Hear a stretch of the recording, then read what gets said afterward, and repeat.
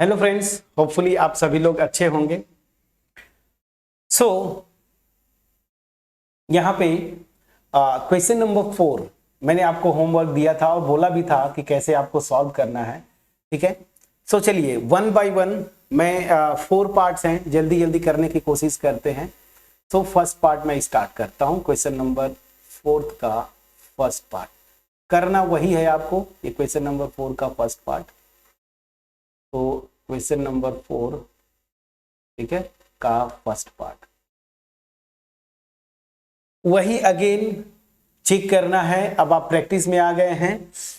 जब कोई incident line या फिर आपका इंटरसेक्टिंग लाइन वाला केस आएगा तो ये जो पेयर ऑफ लीनियर इक्वेशंस है वो कंसिस्टेंट होंगे, और अगर पैरेलल लाइन वाला केस आता है तो इनकंसिस्टेंट। अब यहाँ पे फटाफट करेंगे।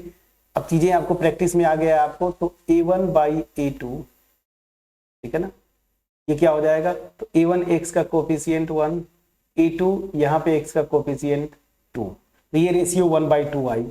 अब उसी तरीके से b1 बाई b2 निकाल लीजिए, b1 y के कोफिशियंट और यहाँ पे b2 अगेन y का कोफिशियंट। तो आप देख रहे हैं कि a1 बाई a2 और b1 बाई b2 सेम है।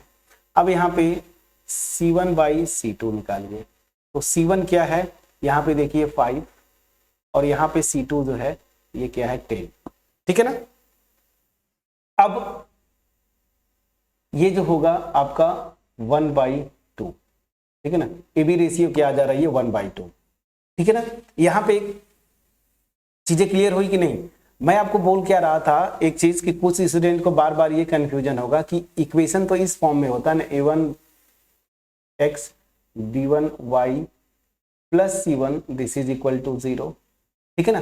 तो फ्रेंड्स आप इसको इस फॉर्म में भी ले सकते हैं, a1x प्लस b1y, ठीक है ना, और this is equal to c1। क्या फर्क पड़ता है? c1 ये हो गया, इसको माइनस कर दिया आपने तो माइनस c1 हो गया। अब ये चूंकि कांस्टेंट टर्म है तो आप ऐसे भी रखेंगे, और इधर दूसरा जो होता था a2x प्लस b2y, और c2 को इधर ले जाएंगे तो माइनस c2। तो इधर अगर c1 c2 का रेशियो निकालेंगे तो minus c1 upon minus c2, तो माइनस माइनस वैसे कैंसिल आउट होके प्लस हो जाएगा, तो अल्टीमेट c1 बाई c2 ही आएगा। तो आपको अगर इस फॉर्म में भी लिखा है तो डायरेक्ट आप इसको c1 ले लीजिए, इसको c2, सेम आएगा, 1/2 ही आएगा रेशियो। समझ में आ गया कि नहीं मैं क्या बोलना चाहता हूं? समझ में आ रहा है? अगर इसको आप इस फॉर्म में लिखते x प्लस वाई और इसको इधर ला जाते तो -5 इक्वल टू 0, और दूसरा इक्वेशन को आप 2x प्लस 2y और 10 को इधर लाते तो -10 equal to 0।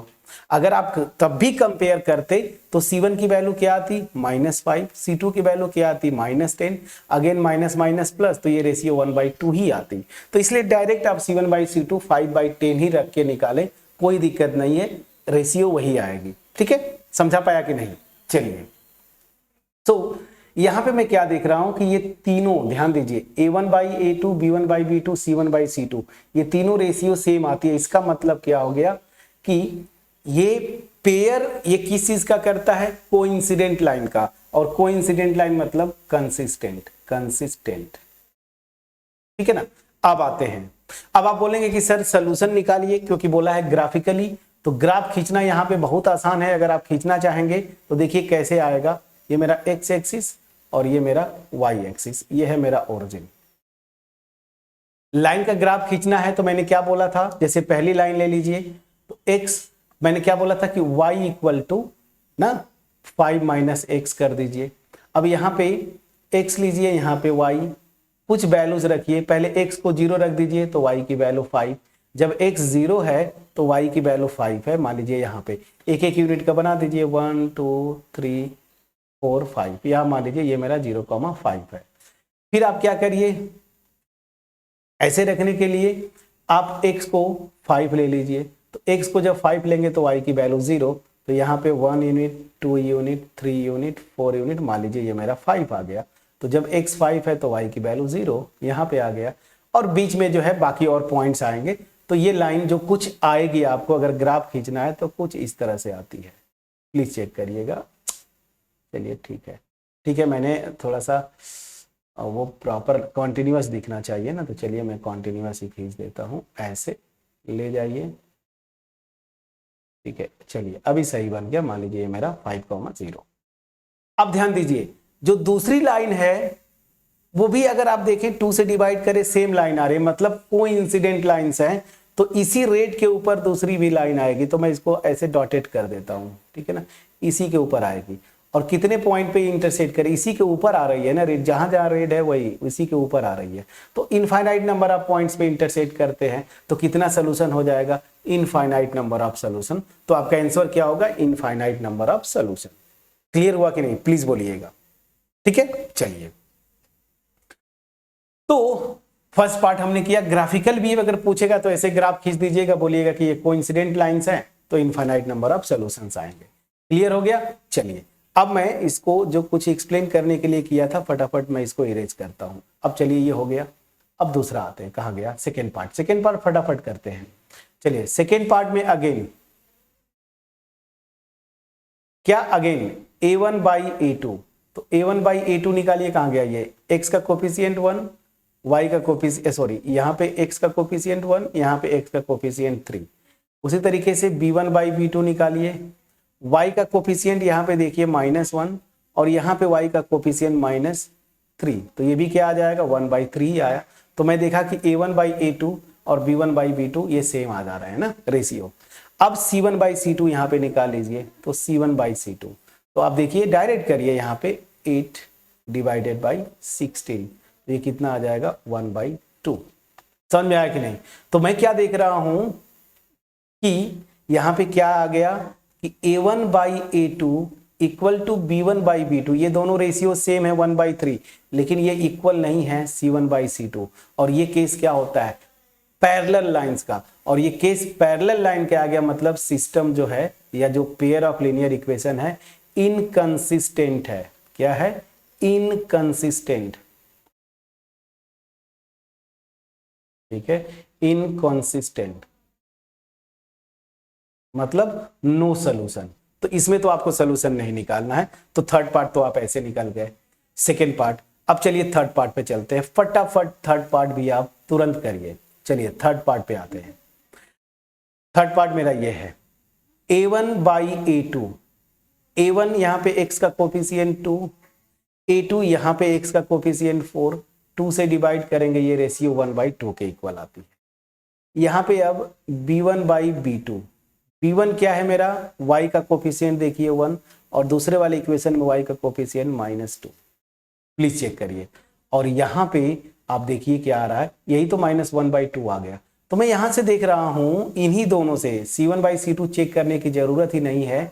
a1/a2 not equal to b1/b2। इसका मतलब क्या हुआ कि ये intersecting line, intersecting at one point, और वन पॉइंट पे अगर इंटरसेक्ट करती है फ्रेंड्स, इसका मतलब क्या हुआ कि ये सिस्टम कंसिस्टेंट हो गया। और कंसिस्टेंट हो गया तो आपको क्या करना है, इस केस में इक्वेशन में आपको दिया हुआ है कि अगर कंसिस्टेंट आता है तो सॉल्यूशन निकालिए। अब सॉल्यूशन निकालने के लिए स्ट्रेट लाइन खींचना पड़ेगा। अब चलिए फटाफट करते हैं। ये हो गया। अब सॉल्यूशन में क्या करना पड़ेगा, ग्राफिकल जाना पड़ेगा। पहला इक्वेशन क्या है, पहले इसको लिख लीजिए। मैंने बोला था y इक्वल टू 6 इधर जाएगा, देखिए पहले 6 को इधर ले जाइए फिर 2x को लाइए, ये मेरा ये हो गया। ये पहला इक्वेशन है। सेकेंड इक्वेशन क्या है, यहाँ पे देखिए सॉल्व करेंगे इसको, तो 2y इक्वल टू, बस 2y को इधर ला दीजिए, तो 2y इक्वल टू क्या हो जाता है 4x - 4। प्लीज चेक करिए, यही होता है ना। तो y इक्वल टू क्या हो जाएगा 4x - 4/2। प्लीज चेक करिएगा, यहाँ से 4 कॉमन ले लीजिए या 2 कॉमन ले लीजिए, कैंसिल आउट करिए तो ये बचेगा। 2 ऊपर से कॉमन लेंगे तो 2x - 2, 2 कॉमन लेंगे तो 2x - 2 बचेगा और नीचे ये 2 है, कैंसिल आउट हुआ तो अल्टीमेट 2x - 2। तो मैं डायरेक्ट लिखूं तो y इक्वल टू अगेन ये आ गया 2x - 2। प्लीज चेक करिएगा, यहाँ पे प्लीज चेक करिएगा, ठीक है। इसको लिख लीजिए इक्वेशन 2। अब मैंने आपको क्या बोला था, लाइंस ड्रॉ करने हैं, तो पहले लाइन के लिए आप क्या करिए, सेम यहाँ पे x और y, जैसा कि मैंने बोला था पहले 0 ले लीजिए। x जब 0 लेंगे तो y की वैल्यू 6 पॉजिटिव आ रहा है, ध्यान दीजिए, ठीक है ना। अब देखिए निगेटिव कहां पे आएगा, तो 3 लेंगे, जैसे ही x की वैल्यू 3 लेते हैं आप तो y की वैल्यू 0। देखिए 3 2 जा 6, 6 माइनस 6 0। अब आप क्या करिए 4 ले लीजिए, और जैसे ही 4 लेंगे 4 2 जा 8, तो 6 माइनस 8 कितना आएगा -2। ठीक है ना। तो चलिए अब यहां पे पहली लाइन हो गई।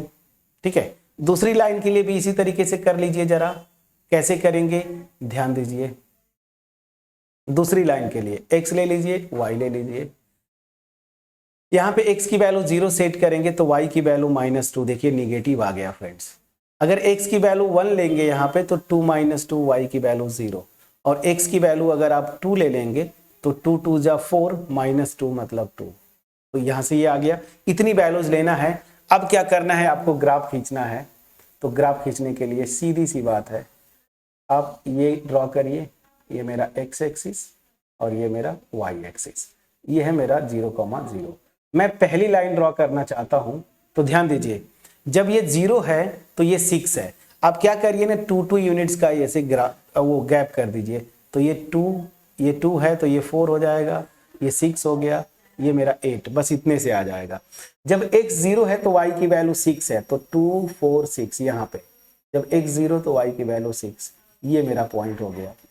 फिर जब x 3 है तो यहाँ पे 2 यूनिट्स का करिए, 2, फिर ये भी 2, फिर ये 2, ऐसे।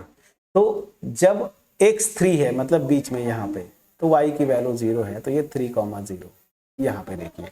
ठीक है ना। तो मेरी लाइन जो होगी वो क्या करेगा, अल्टीमेट अगर आप देखें तो ये जो लाइन है, ठीक है, वो कुछ ऐसे, ध्यान दीजिएगा, एक्स एक्सिस पे कहाँ इंटरसेक्ट करेगी 3 पे। अगर वैसे भी ये ग्राफ था ना, यही मेरा ग्राफ है ना, कहाँ कौन सा पार्ट कर रहे हैं हम लोग, एक बार फिर से चेक करें। थर्ड पार्ट कर रहे हैं। थर्ड पार्ट ये था, तो y = 6 - 2x, यही तो लिखा है मैंने। ठीक है, ठीक है, कोई दिक्कत नहीं है। तो ठीक तो है। तो अब मैं क्या करता हूं, पहली लाइन को रेड ड्रॉ करता हूं। ठीक है ना, रेड। तो ये देखिए बस इन्हीं दोनों पॉइंट्स को मिलाइए ऐसे, इन्हीं अब थोड़ा सा झुका के लाइए ताकि इस 3 पे एग्जैक्टली मिलते हुए जाए। तो ये मेरी लाइन कुछ इस तरह से हो गई। थोड़ा सा सही नहीं बन पा रहा है, ऐसे चलिए मैं बिल्कुल क्लियर ड्रॉ करना चाहता हूं। अब ऐसे मिला दीजिए। चलिए तो मेरी ये लाइन ऐसे आएगी। चलिए कुछ ठीक बन गया, ये मेरा 3 है। ठीक, अब दूसरी लाइन की बात करते हैं। दूसरी लाइन मेरी क्या थी, ये है। दूसरी लाइन मतलब कहाँ गया, मैंने ये लिखा था, ये देखिए। ठीक है ना। तो दूसरी लाइन पे ध्यान दीजिए, जब x 0 है तो y की वैल्यू -2। तो इधर मान लीजिए ये -2 है, यही मेरा क्या है 0,-2, ये हो गया। और जब x 1 है, 1 मतलब इधर कहीं होगा, ये 1, तो y की वैल्यू 0। तो इन्हीं पॉइंट्स को मिलाते हुए ऐसे ले जाइए ना। व्हाइट से मैं इसको ड्रॉ कर देता हूं, इस लाइन को ऐसे देखिए, ये देखिए ऐसे मिलाते हुए आप ले जाइए। ठीक है ना। -2 तो थोड़ा सा झुक के आएगा। ग्राफ पेपर, इसीलिए मैं बोलता हूँ ग्राफ पेपर लेके आप ड्रॉ करेंगे ना। पूरा हो गया, पूरा हो गया, कोई टेंशन नहीं। मैं फिर से ड्रॉ कर देता हूँ, उसमें कोई टेंशन नहीं। चलिए तो ऐसे थोड़ा सा आएगा। अब मतलब क्या हुआ, मुझे इसको मिलाते हुए, और ये 2 था ना, ये 3 है, 2 है, 1 कहीं, रुक जाइए, हाँ 1 कहीं इधर आएगा। ओह ये पूरा बर्बाद हो गया। चलिए कोई दिक्कत नहीं है। -2 मैं यहाँ पे लिखा था, ये मेरा कहीं -2 है। चलिए तो x 1 पे, 1 इधर कहीं होगा, ऐसे मिलाइए ना। 1 बिल्कुल सही बन गया। चलिए ऐसे, ये देखिए। तो ये इंटरसेक्ट कहाँ कर रही हैं, कुछ आगे जाके देखिए, यहाँ पे कुछ ये पॉइंट ना, ये पॉइंट पे। अब ग्राफ पेपर से आपको बिल्कुल क्लियरली समझ में आता। ठीक है ना। ग्राफ पेपर अगर आप यूज करते तो वहां पे क्लियरली समझ में आएगा कि ये पॉइंट कौन सा है। वैसे अप्रोक्सीमेटली ये देखने पे 2 दिख रहा है ना, 2 रख के टेंटेटिव देख लीजिए। जब यहाँ पे 2 रखेंगे x की वैल्यू, तो 6 - 4 y की वैल्यू 2 आएगी, और यहाँ पे x की वैल्यू 2 रखेंगे तो 4 - 2 कितना आ गया 2, बिल्कुल सही। तो ये पॉइंट जो है ना देखिए यहाँ पे दिख रहा है, इंटरसेक्ट करते हैं, देखिए ये वाला x = 2 पे, तो ये मेरा पॉइंट 2,2 है। तो सोल्यूशन क्या आ जाएगा, ग्राफिकली x की वैल्यू 2, ठीक है ना, y की वैल्यू 2, ये आपका आंसर आ गया। ठीक है, यूनिक सोल्यूशन आया, ग्राफिकली आपने ऐसे किया। ग्राफ पेपर पे जब आप खींचेंगे तो बड़े आसानी से ये लाइन ड्रॉ हो जाती है। ठीक है ना, तो चलिए ग्राफिकली हमने इसको किया, थर्ड पार्ट हो गया। अब फटाफट फोर्थ पार्ट पे आ जाइए, फोर्थ पार्ट यहीं पे करेंगे। चलिए फोर्थ पार्ट मतलब क्वेश्चन 4 का फोर्थ पार्ट ये है क्या, इसको जरा करने की कोशिश करते हैं। फोर्थ पार्ट A1/A2 फटाफट निकालिए, 2 है A1 और A2 भी 4 है, तो 2/4 करेंगे तो ये मेरा आ गया 1/2। अब यहीं पे आप B1/B2 निकाल लीजिए। B1 मतलब यहाँ से ये है -2 और B2 जो है ये है मेरा -4, तो अल्टीमेट ये भी आ गया 1/2। तो मैं देख रहा हूँ कि A1/A2 B1/B2 तो ये तो सेम आए। अब यहाँ पे C1/C2 निकाल लीजिए। C1 मेरा -2 है और C2 मेरा देखिए -5 मतलब 2/5। तो मैं देख क्या रहा हूं कि A1/A2 B1/B2 सेम है और ये इक्वल नहीं है C1/C2। मैं क्या बोल रहा हूं, देखिए A1/A2 = B1/B2 और ये इक्वल नहीं है C1/C2। और ये केस क्या होता है कि ये जो दो लाइन रिप्रेजेंट करेंगे वो पैरेलल लाइंस, और पैरेलल लाइंस हो जाती है, इसका मतलब क्या होता है, सिस्टम इनकंसिस्टेंट होगा। इनकंसिस्टेंट मतलब सॉल्यूशन नहीं आएगा, ये ऐसा है। इनकंसिस्टेंट मतलब सॉल्यूशन नहीं हुआ। तो क्वेश्चन नंबर 4 का फर्स्ट पार्ट हमने किया, कंसिस्टेंट था, इनफाइनाइट नंबर ऑफ सॉल्यूशन आया। सेकेंड पार्ट हमने किया, इनकंसिस्टेंट मतलब सॉल्यूशन नहीं आएगा। थर्ड पार्ट किया, कंसिस्टेंट है, यूनिक सॉल्यूशन आ रहा है 2,2, और फोर्थ पार्ट जो है वो इनकंसिस्टेंट मतलब सॉल्यूशन नहीं होगा। कितनी आसानी से आपने किया। अब चलिए होमवर्क छोड़ता हूं, क्वेश्चन नंबर 5। यहां पे क्वेश्चन नंबर 5 जो है, यहां पे आपको करना क्या होगा, ध्यान दीजिए। Half the perimeter of a rectangular garden whose length is 4 centimetre more than its width is 30 metre. तो क्या बोलता है, half the perimeter of rectangular garden whose length is 4 metre more than its width is 36। तो क्या बोल रहा है कि एक रेक्टेंगुलर गार्डन है जिसका लेंथ जो है उसके चौड़ाई से क्या है 4 मीटर ज्यादा है। पहला कंडीशन तो एक सिस्टम ऑफ एक लीनियर इक्वेशन यहां से बन जाएगा। और बोल क्या रहा है कि उसका पेरीमीटर कैसे निकालते हैं वो भी आपको पता है, 2 टाइम्स लेंथ प्लस 2 टाइम्स आपका ब्रेथ, और उसका हाफ कर दीजिए तो ये क्या आता है 36। Find the dimension of garden.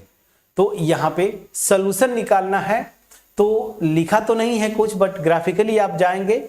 Otherwise जब आप पूरा चैप्टर पढ़ लेंगे तो आपको ग्राफिकल जाने की जरूरत नहीं, आगे हम करेंगे सब्स्टिट्यूशन और एलिमिनेशन। तो यहाँ पे आपको तो लिखा नहीं है कि आप ग्राफिकली जाइएगा, तो आप ग्राफिकली भी जा सकते हैं सॉल्यूशन, और या फिर जो है आप जैसे आप सॉल्व करते हैं लीनियर इक्वेशन वैसे आप सॉल्व कर लीजिए। बट इंपॉर्टेंट क्या है फ्रेंड्स, यहाँ पे ये पेयर ऑफ लीनियर इक्वेशंस बनाना, जैसे इस तरह के पेयर ऑफ लीनियर इक्वेशंस। तो यहाँ पे आप एज्यूम कर लीजिएगा ना कि लेंथ x मीटर है और ब्रेथ जो है, विड्थ लिखा है ना, ब्रेथ नहीं विड्थ लिखा है, चौड़ाई, विड्थ जो है वो y मीटर है, और उसके बाद आप इक्वेशन बनाइएगा। आपका होमवर्क क्या है इसमें, जो इंपॉर्टेंट है इक्वेशन बनाना, पेयर ऑफ लीनियर इक्वेशंस बनाना। ये बना लिए तो मैं समझूंगा आंसर आपका आ गया। उसी तरीके से क्वेश्चन नंबर 6 भी, ये दोनों हम एक ही साथ करेंगे। तो क्वेश्चन 5 और क्वेश्चन 6 ये दोनों आप सॉल्व करके आएंगे नेक्स्ट वीडियो में। कोशिश ये करिएगा अपने से सॉल्व करने का, नहीं होता है मैं हूं, नेक्स्ट वीडियो में मिलेंगे। होपफुली इस वीडियो में जो मेरा एफर्ट था वो आपके पास पहुंच पाया होगा क्रिस्टल क्लियर वे में। तो अगर क्रिस्टल क्लियर वे में पहुंच पाया तो कमेंट सेक्शन में अप्रिशिएट जरूर करिए, वीडियो को लाइक करिए, अपने फ्रेंड्स के साथ शेयर करिए। चैनल पर नए हैं चैनल को जरूर सब्सक्राइब करिए, और उन स्टूडेंट से स्पेशली रिक्वेस्ट है जो आप वीडियोस तो देखते हैं, चैनल को रेगुलर विजिट करते हैं बट अभी तक सब्सक्राइब नहीं किया, सब्सक्राइब करें। याद रखें फ्रेंड्स, आपका सब्सक्रिप्शन और जो कमेंट से आप अप्रिशिएट करते हैं हमें मोटिवेट करता है इस तरह के वीडियोस बनाने के। मिलते हैं नेक्स्ट वीडियो में, तब तक अपना ख्याल रखें, पढ़ाई करते रहें। Thank you so much.